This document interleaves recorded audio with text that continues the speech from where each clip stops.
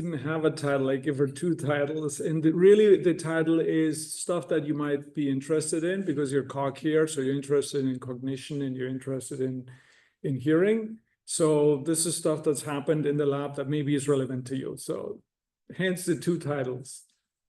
Conrad Cording just did a survey online as to how many topics there should be in a talk. And everybody said it should be one topic. And this was last week and I'm already violating it. So.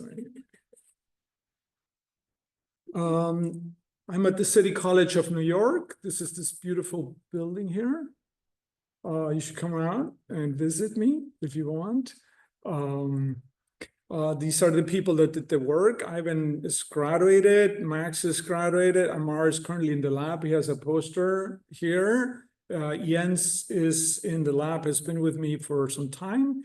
And the two topics will be on effort, attention, intelligibility, all these words, and then something new that I'm working on that I'm very excited that Betash actually contributed to. So first off, effort, listening effort, or effort in general, how is that different from attention? So the definition for attention is something like dedicating a scarce resource of attention to a thing, and that's attention. But effort sounds awfully similar, dedicating cognitive effort to, a task. So the two already sound awfully similar. I am guilty myself of having started using the word engagement with a stimulus, engagement with a task. It's equally vague, and I've tried to define it as dedicating a scarce resource to stimulus. Sounds almost exactly the same than what I said before. And if you are in the neuroscience community, people might use the word arousal related to many of these things. And so I find that all of these terms are just words and lots of words. And these words are defined with yet more words. And it's all very hard to tease them apart. And but that's what we do. That's what cognition and psychology and understanding, that's what it is. If I tell you, make a little bit of an effort, you know what it means. And if I say pay attention, you also know what it means, even though the two might be almost the same thing. At any rate, how can we measure these things objectively? And to put this in a concrete context, so Resound supported some work in the lab. And they came and said, well, we have this hearing aid and there are all these algorithms and we need to pick them. And, can you tell me if there's an objective measure of intelligibility, because that's kind of important, and also of listening effort, because many of the users say, yeah, I understand this better, but it's hard to listen to. It's a lot of effort. And so the question is, can they put in something into the device that can measure these things?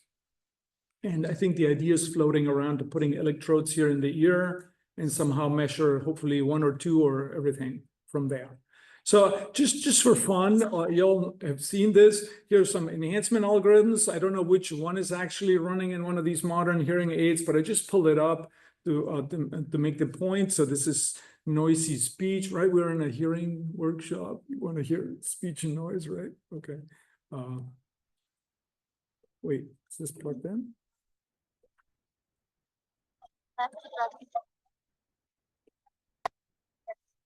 That is fine.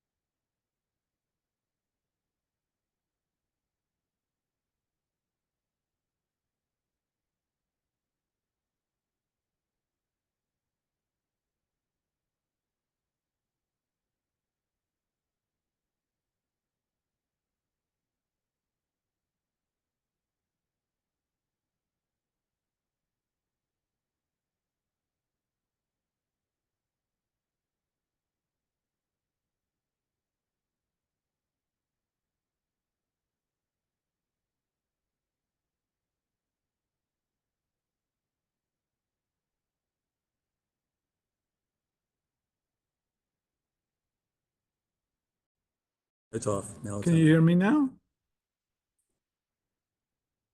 Yes, they said yes. Okay, So great ones. sorry for the tech problems here.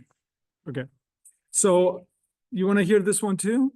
Okay, fine. The stray cat gave birth to kittens. The lazy cow lay in the cool grass.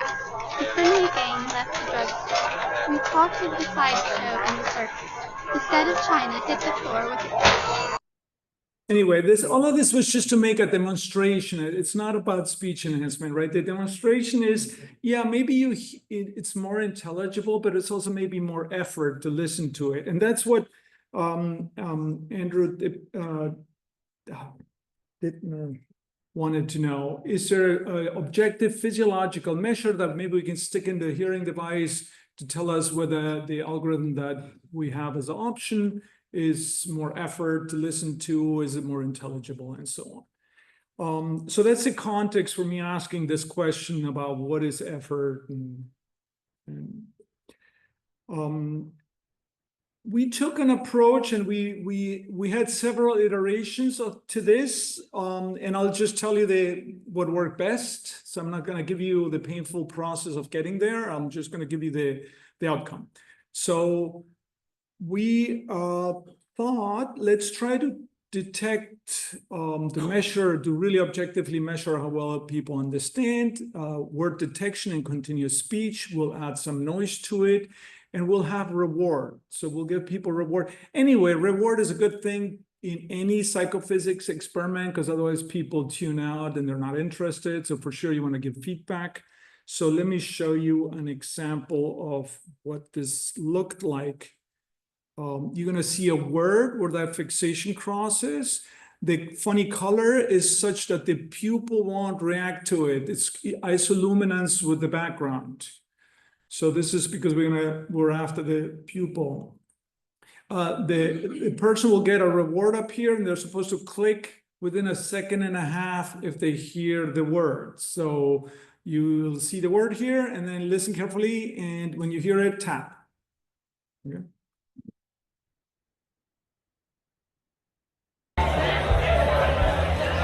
Coke was leafing idly through a book, trying to ignore the silence of the empty inn when the door opened and Graham backed into the room. Just got done with it. Graham maneuvered through the maze of tables with exaggerated care. I was going to bring it in last night, but then I thought, one last coat of oil, rub it, and let dry. Can't say I'm sorry. You get the idea? It's hard, I know. In the lab with headphones, much better. Here with the acoustics, not great. Anyway, the point is we could manipulate signal to noise ratio, and we could manipulate whether you get a reward and how much. So the approach was intelligibility. Intelligibility. We said, well, why don't we do the speech tracking thing that you're all familiar with, right? Everybody knows the phenomenon. So the phenomenon is when you play speech, the volume goes up and down. And in the brain, you can put an electrode in the head and also goes up and down, and the two go up and down together. That's a basic finding. And the level to which they correlate these two signals is modulated by a bunch of stuff.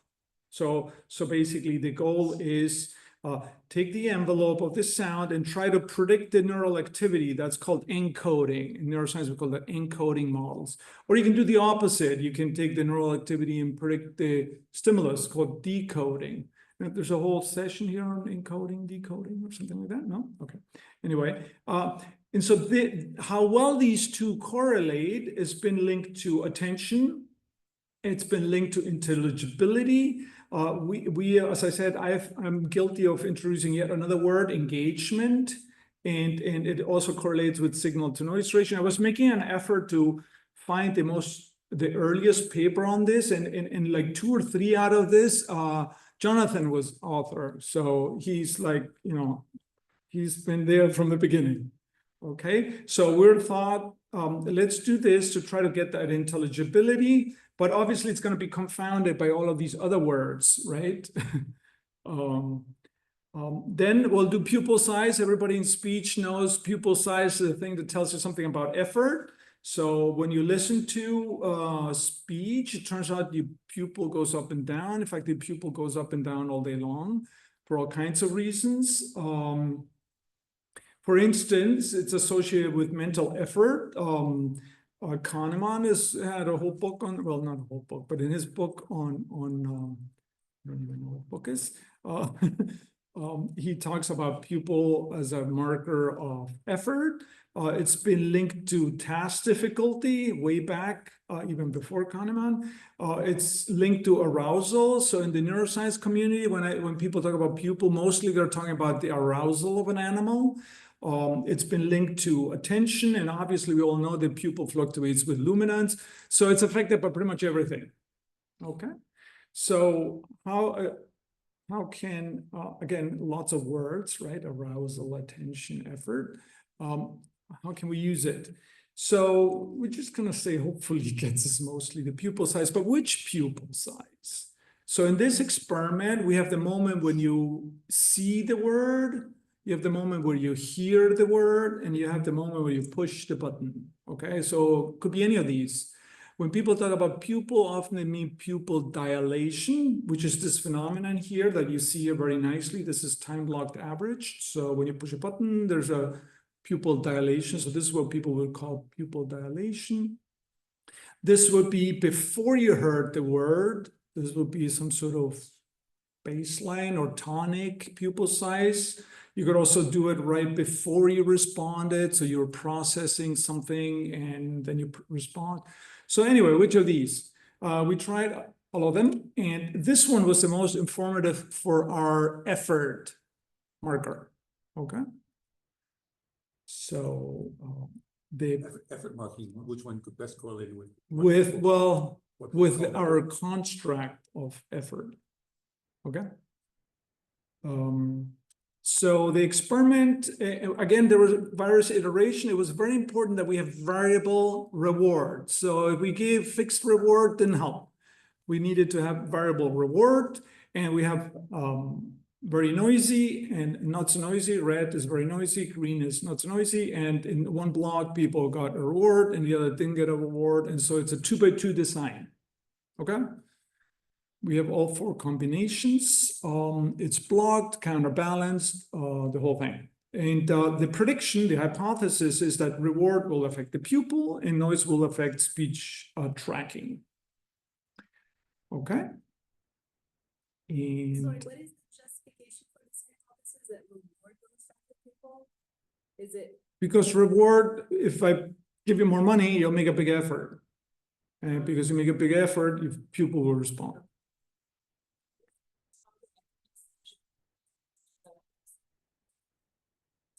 We haven't measured yet anything. I'm just talking. Oh, just setting our expectations high. You'll start distributing dollars. Then we'll stop this, otherwise we're gonna ignore. All right, every turn around, they cost up money. But what's also affecting effort? Huh? Go ahead. The noise will affect effort, sure. If it's noisy, you make a big effort. It's all very confounded. That's the whole point. So the objective is to try to decouple these two things, effort and intelligibility. I know my title said something about attention and effort, but now it's effort and intelligibility. So, but is the idea that what Jonathan asked you, is that from the design where you have reward, no reward, that will take care of the. Yes, in fact, if we didn't vary reward, everything correlates with everything. Attention correlates with performance, with effort, yeah. So that little manipulation made a difference. You'll see later, that little manipulation allowed us to decouple the two in practice. I don't know exactly why, but. Same. The noise, how noise. No, the envelope. The actual envelope that here is obviously not the same. At -9 dB, the envelope is basically flat. I mean, little fluctuation because the background dominates. You can do this, interestingly enough, you can correlate with the clean envelope of on the embedded speech, or you can do it with the noisy one. We often get the same answers. I would have to ask Ivan what he actually used in this. I don't remember.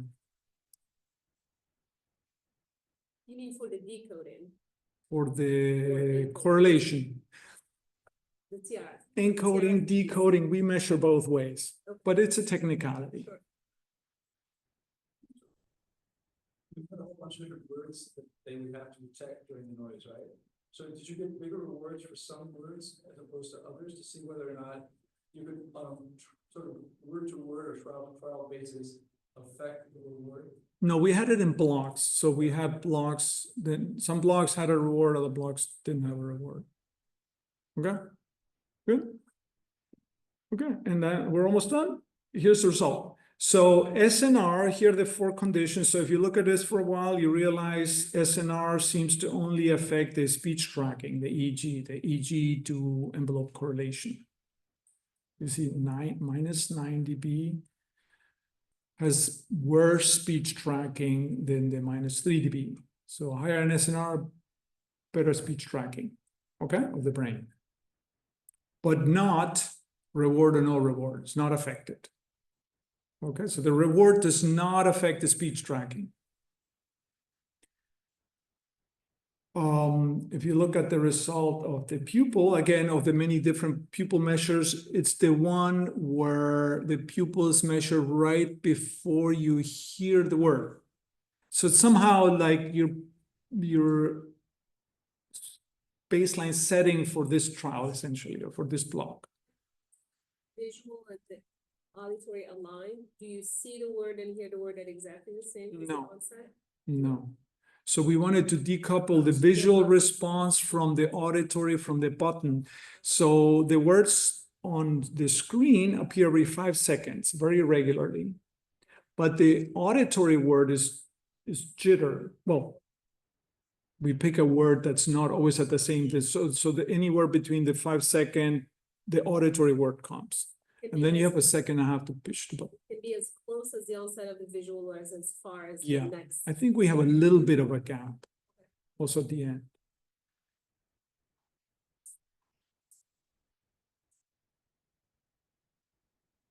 Good question. So as you'd expect, both SNR affects your accuracy. So when it's lower SNR, it's harder to get it right. So F1 scores of detection, it's a metric of performance when it's detection, when you only have false negatives and true positives, but no false positive or something.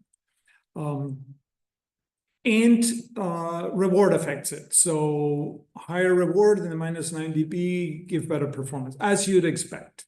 Okay. So I plot the same thing in a different way. So color is the SNR. So this is the easier condition. This is the harder condition. And this is the speech tracking on this axis. So you see speech tracking seems to only measure SNR, or I would argue intelligibility, whereas the pupil size seems to be affected by reward, whether you give lots of reward or no reward, mostly. So I would argue that's the effort. So here's a figure that reviewer 2 did not want us to put on the paper, and we didn't, but you get to see it. Is that combined with both the SNRs, -3, -9? Yes, so this is green is -3 and this is -9. Oh, So my interpretation, the theoretical construct that I have for this is that reward affected arousal and effort, which in turn affected the pupil size, but not the speech tracking. There's no arrow from here to here. You see that? When you do these causal diagrams, the most important things are the things that are not there, the arrows that are missing. Similarly, the signal to noise ratio, which only affected the EG speech tracking, I would argue is because it affected intelligibility. It's not hard to see that SNR affects intelligibility. Same with this arrow. So these are like a priori obvious. And the fact that here's an arrow only going to speech tracking, but not pupil. Now you would argue, but wait a minute, this SNR seems to have affected the pupil too. What's happening? Well, where's the figure? It's because obviously when they get something right, they get a reward. And that's how SNR over this link, over this way, and that way affects the pupil. Okay, so this is all theory, but my point is, if you fiddle with the experimental conditions just right, you can manage to get physiological objective measures for constructs that are the pure theory, separate. Okay, so that's the message I had. The pupil is terribly confounded. SNR is, speech tracking is also terribly confounded, but if you set it up just so, maybe the two can measure things separately from one another. Now I'm gonna get attacked. Sorry. Yeah, so what did the reviewer two object to? Huh? What did the reviewer two object to? The fact that we haven't really measured effort and arousal explicitly, and we haven't measured intelligibility explicitly, that I don't know. Mostly that. Could have just removed the words in those blocks and Yeah, so the version that's actually in the paper removes these words and connects the arrows directly. Another question is so in some papers on decoding and tracking find that the correlations are better for in conditions where there's more effort, like for older people or hearing impaired. Oh, yes. So you would In fact, there's a very, that kind of impact that you don't see it here. yeah, so in hearing impaired subjects, the speech tracking goes up. Maybe it's related to effort. Yeah, maybe. In fact, I'm not saying the pupil only measures effort. Okay, big alert sign. I do not believe that's true. The pupil is driven by whole kinds of things. Same with speech tracking. It's affected by a whole bunch of stuff: attention, effort, engagement, whatever you want to call it, and some. What I'm saying is, if you set it up just right, maybe the two can measure independent things. All right. Said the pupillometry is actually collected at 0 at the onset of the word. Before the sound of the word, yes. But I thought you said also that when they get it right, when they know they got it right. Well, they don't know they don't know anything about getting it right at that point, time zero. But that's what you're using. You're using the energy of using the pupillometry time frame that's earlier than when they got it right. How is that right? Is that right? Or wrong? Sure. So we're measuring for every word, regardless of whether they get it right or not. We're measuring what's the pupil. In that entire block, we take the average. And when that pupil is bigger, it turns out that they were in a reward trial. Everything else is conjecture. I have one more. -9, were they getting any words right? Hmm? How many words were they getting right at -9? Oh, -9. How many words were they Very getting few. right? F1 score. Translate that in number of words. I don't know. A lot. 80%. Let's just say. Oh no, here maybe 60, 50% or something. I don't know how to translate F1 into number of words, right? So to your final slide. So how do you separate arousal versus effort? Is that something? I don't. I have no idea. Engagement, which you told us about. Why wouldn't you use engagement there? You're getting a higher reward. Why do you? You're free to choose any word you like. Okay, so you're not- it's a great bubble, okay?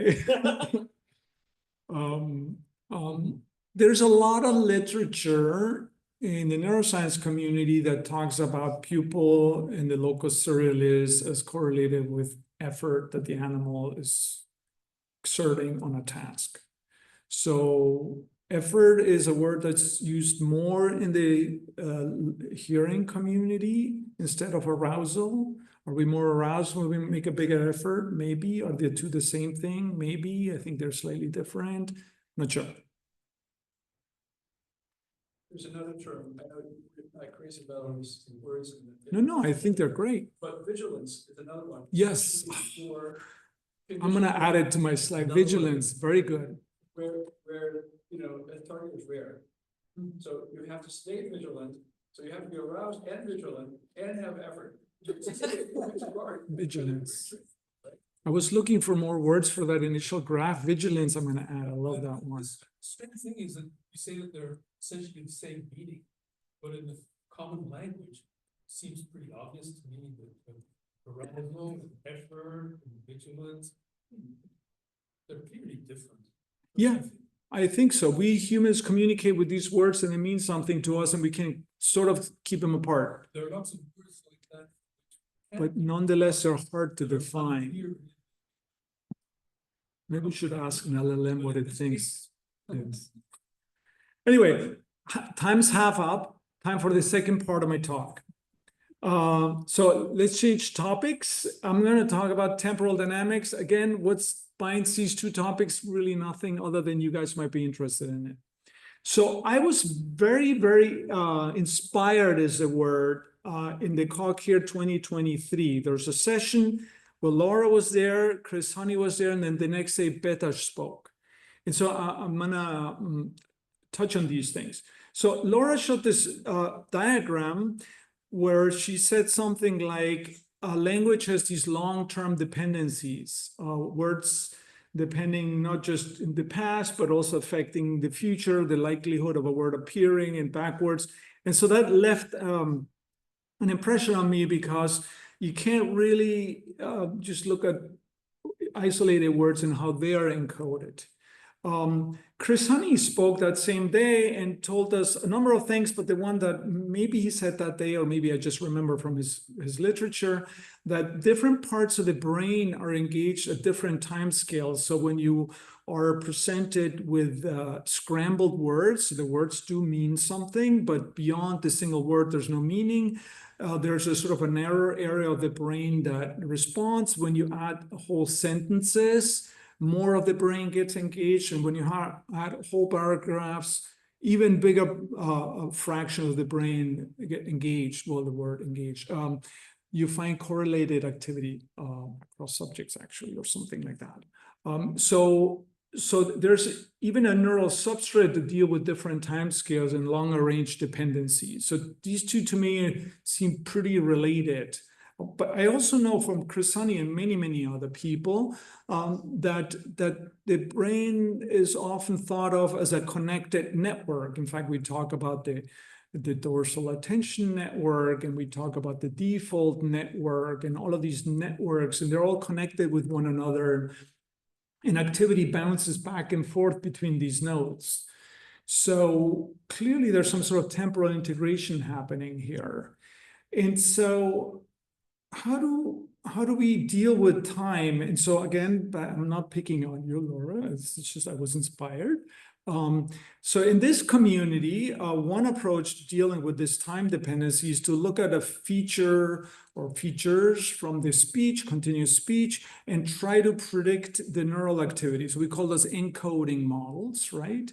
And you could take the time right now, or you can take how the activity the sound preceding the neural activity predicted it or post-dicted it. You can take the neural activity the sound later on that will appear and whether it's predicted from the neural activity. So basically, if you find a link this way, must mean that the brain already has an idea what's coming.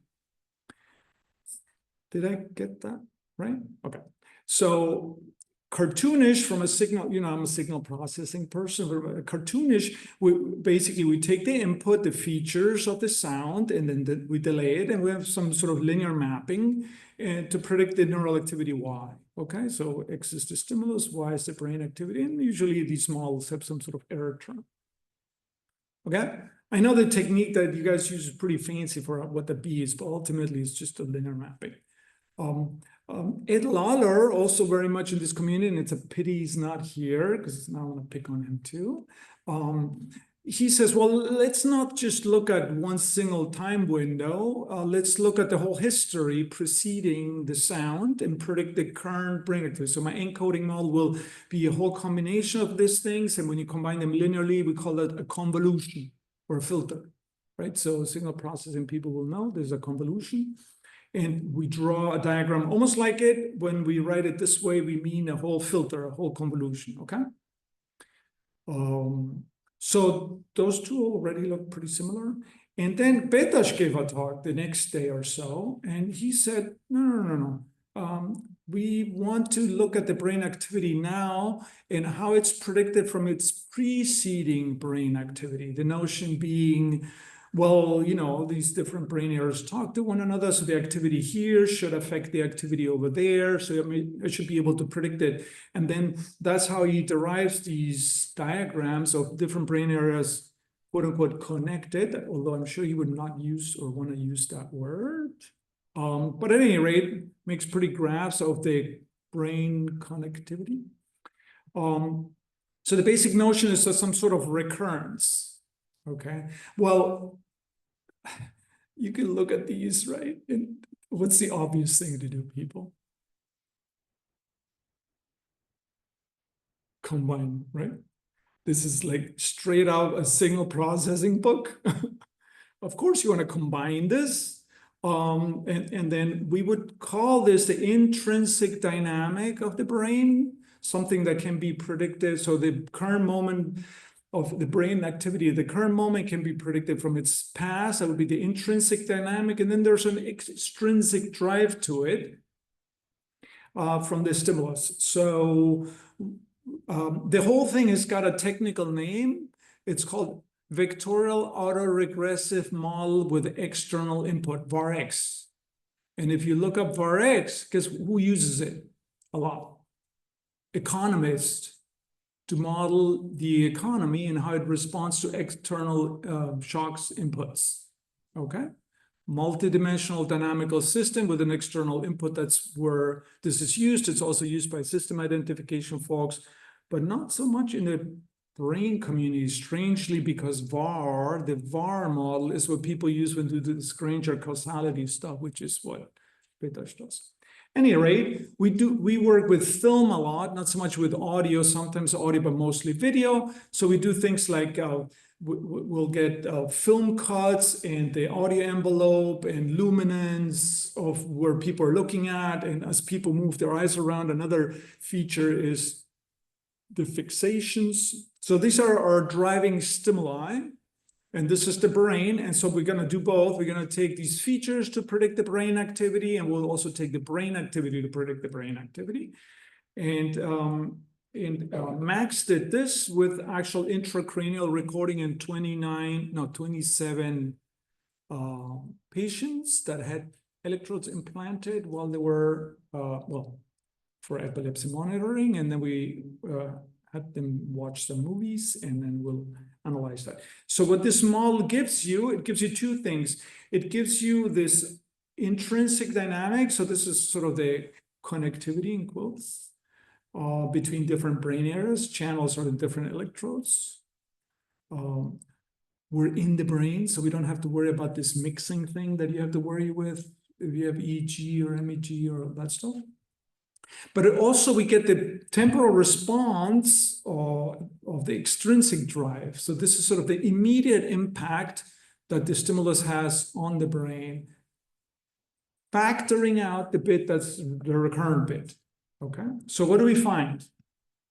So by the way, this is the only math I have for you today.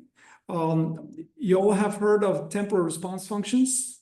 Yes, so temporal response function is really what we call an impulse response. I don't know what it had to introduce a new term for things well-defined. It's impulse response. And it turns out in this model, the impulse response is just a product. So it's a factorization, if you will. So these mathematically are the same thing. So you take the autoregressive and moving average parts, this intrinsic and extrinsic portion, you multiply them and you get the overall temporal response function.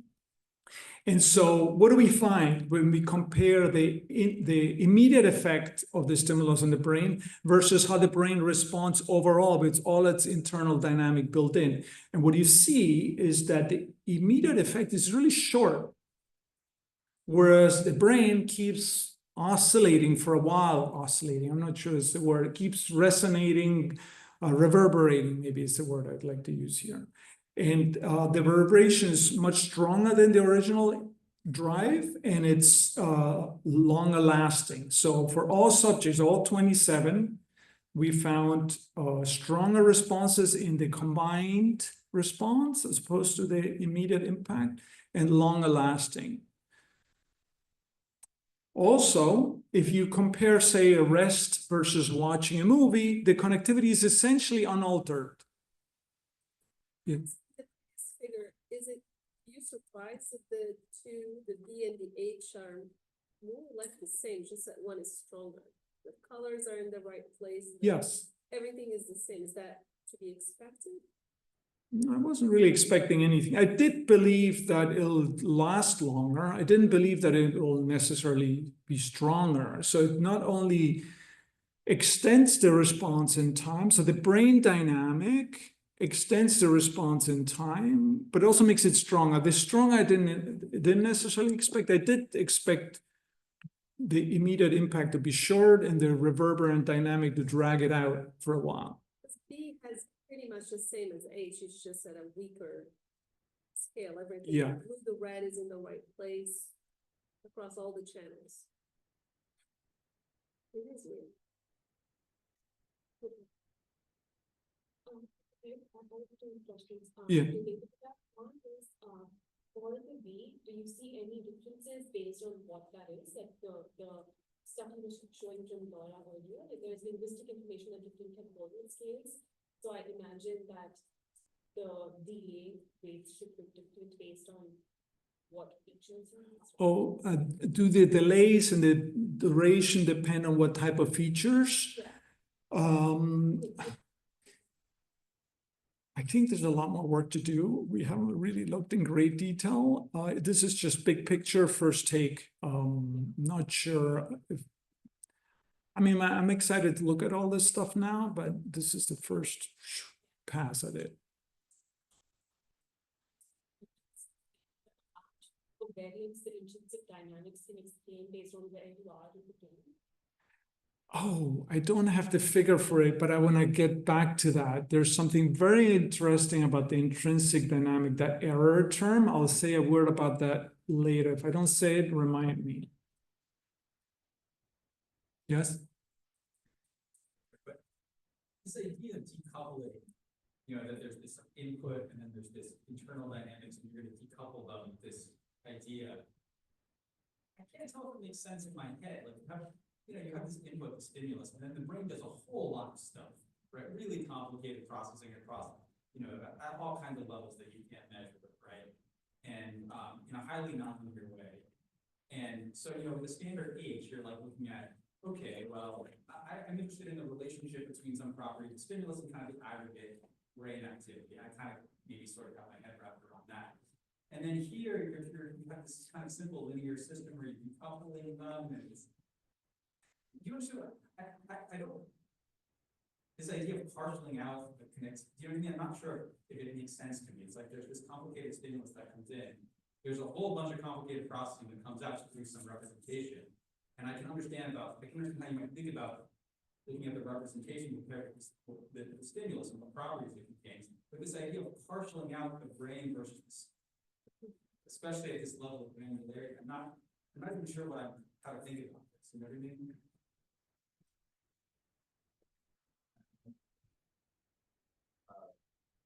I'll respond to it, don't worry.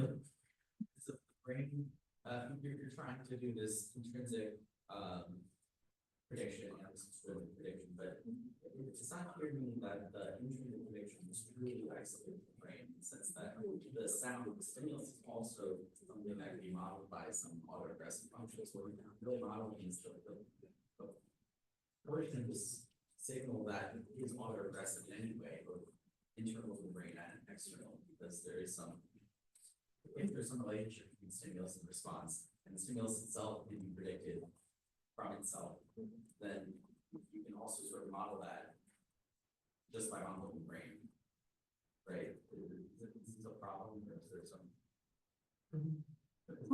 I'm going to collect all your reactions. They're very valuable to me before I respond to any of them. Any more complaints?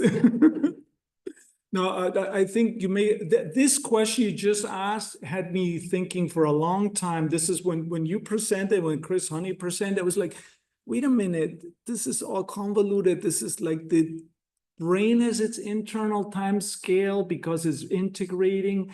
The stimulus itself has a recurrent, well, not really recurrent, but yes, actually in the talker's brain, there's this long range dependence in both, and then now they interact. Like, how am I supposed to think about all this? The TRF calculation, whitening. It is supposed to. Yes, the signal processing person will say we're whitening things and uncorrelating that way and removing the time integration by whitening. I agree with you. Any other concerns before I try to give an answer? Question about why we put up to 0.6 seconds delay. Right? Presumably, like when we do experiments in a much simpler animal like ferret, sometimes we see effects after one stimulus that lasts for seconds. So the question always is, at what point does the brain return to its initial state? Right. So, for example, when I look at your little diagram there, isn't there something going on around 500 milliseconds? Don't worry, we'll show you 10 seconds in a little bit. Okay, but yes, it's arbitrary. Give us an example at the very beginning, the reverberant effect of the talk that you did last year with Spanini and so on your current. Very long time scale. That's it's beyond six. Yes. So You want to make sure you have enough time. a linear model is not a good model for the brain. Okay. End of story. That's all I'm going to say about it. Right. You made us ask and talk and argue. But people use linear models for the brain all the time. Just to give you a few examples. Okay. These are all linear models. And these people believe there's some good science to be done with this, okay? And I'm not going to argue with them because I actually agree with it.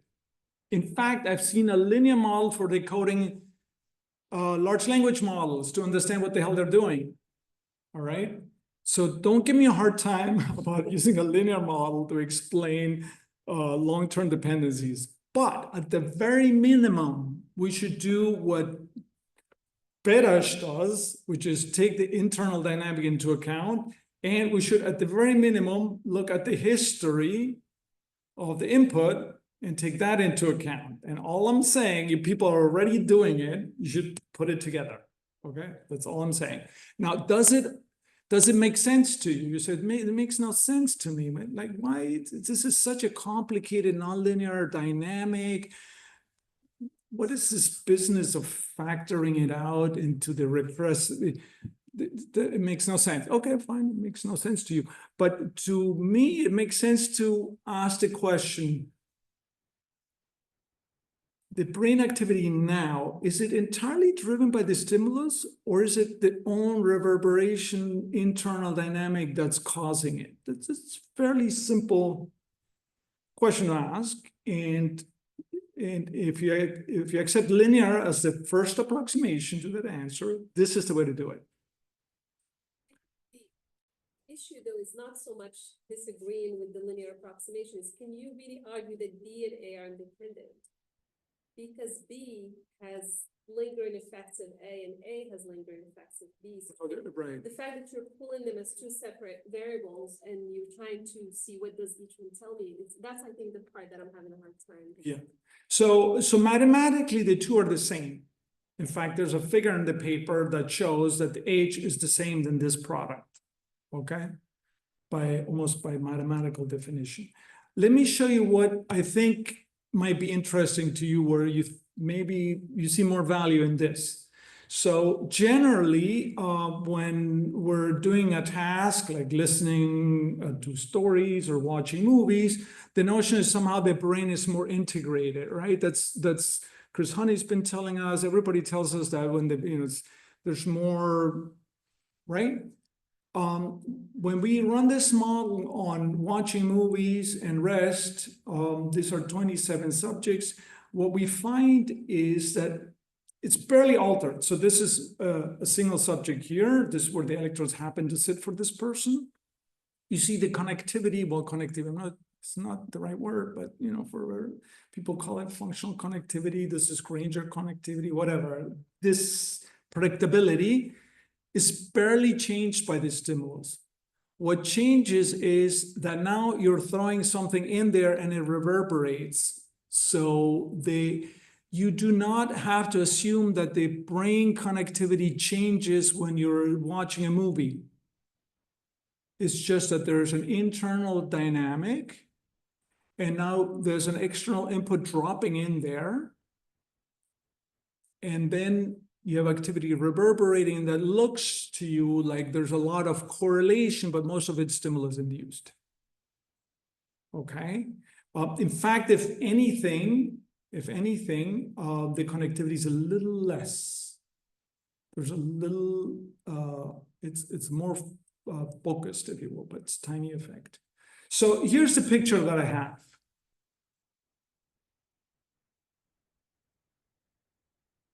The intrinsic dynamic really dominates the response of the brain, and the stimulus is only driving it, but does not necessarily alter the dynamic. So that's, to me, what the brain does. It's of course non-linear and all of that stuff, but that's the sort of vision that comes out of this. Hopefully I can move to the next thing. We had found that it's not just the brain that entrains to a narrative, it's the heart rate entrains as well. And in our latest study, we found that the pupil also entrains to a narrative, and also gaze variation, all kinds of things. The entire body seems to lock up to the story. And so we found that these are correlated with each other. And so we really need to look at the brain and the body all together. And so we took this data we'd already collected where we have heart rate, respiration, we watch eye movements, the pupil, we take the, what's it called? EDA, electrodermal activity, galvanic skin response. And we did our homework, which we hadn't done last time. We took the sound and extracted all kinds of things, the things that you guys like to extract, right? This is the similarity that Ed Lawler introduced, the sound envelope that we all look at, a bunch of other stuff. And first thing, what happens during rest in this VAR model? So what we see is that there's many strong links and some weak or non-existing links. Like, for instance, respiration affects heart rate. Yes, that's called sinus arrhythmia. Right? It's well known that when I breathe in, your starts go boop, boop, boop, boop, boop. And when I breathe out, it goes boop, boop, boop, boop. That's well established. We also know that when we move our eyes, the pupil, I don't know if it's dilated or constricted, I forget, but they're strongly correlated and so on. We had found previously links between heart, pupil, and so on. So that's the sort of intrinsic dynamic of brain and body during rest. Oops. This is the intrinsic dynamic during the attent condition. We're going to have attent and distract condition while we listen to stories. You see that the blue thing is barely changed. So the dynamic is really not changed. And instead, now the sound or features of the sound connect mostly with the brain. Some seem to connect directly with the pupil, some with the heart rate. What does it mean to directly connect? It means that they seem to correlate directly with the nuclei in the brain that control the heart rate and control the pupil. Like the locus coeruleus is the part that controls the pupil. What happens when we are distracted from the narrative? The blue thing still looks the same, but the brain now is uncoupled. Sorry, the body is uncoupled mostly because it loses its connection to the brain. The sound loses connection to the brain. So once again, the picture that emerges is that the brain and body are dynamical systems that integrate the stimulus over time. And as the stimulus comes in, it creates a picture in this dynamic. And that picture is the idea that you have of the external world. That's all. Thank you.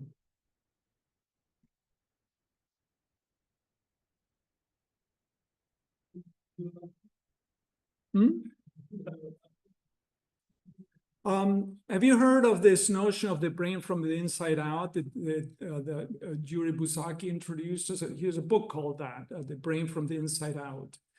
And I think this fully supports this notion, namely, he says that the brain has its own dynamic and it's doing its thing.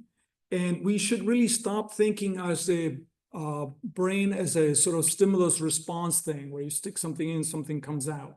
Rather, there's internal patterns of activity that get associated with the external world. Like even when we learn, what all that happens is that these patterns, the meaning of words gets associated with brain activity that's there endogenously, and that's what the link is. That's what learning is in his view.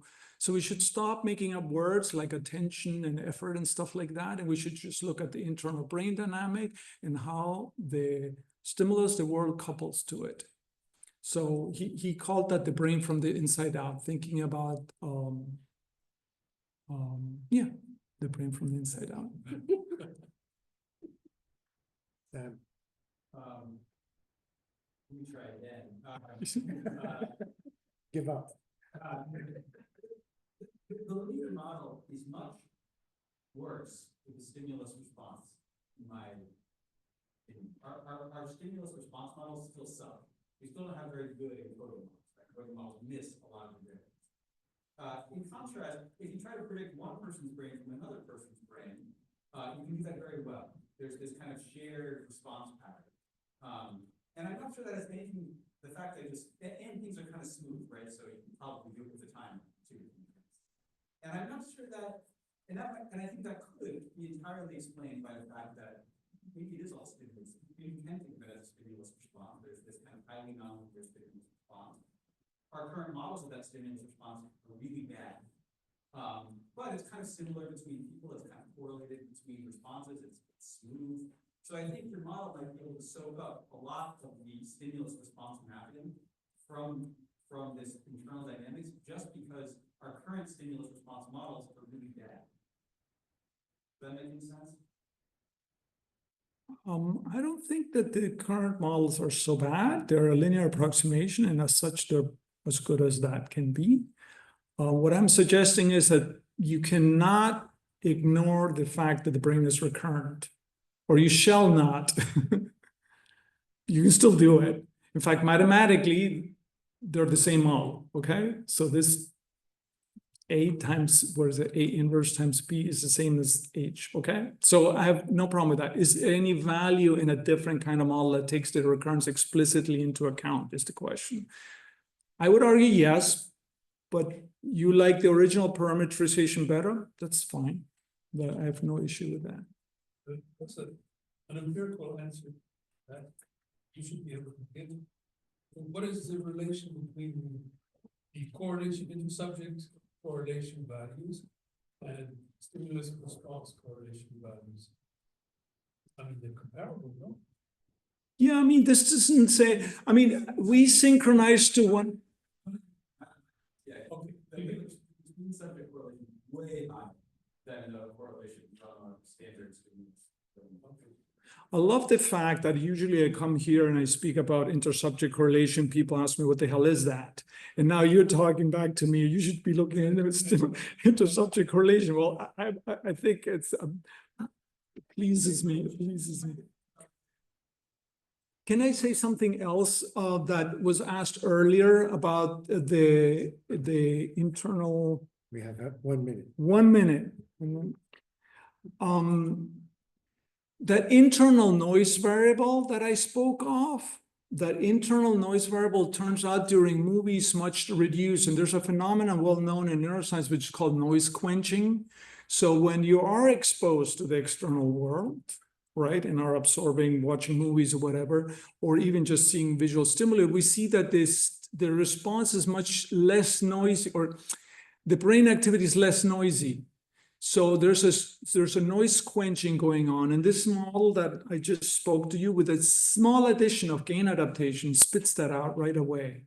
So it's almost like there's this much bandwidth for stuff, and when you inject power from the outside world, the internal power, there's less space for the noise, and you see the noise quenching phenomena.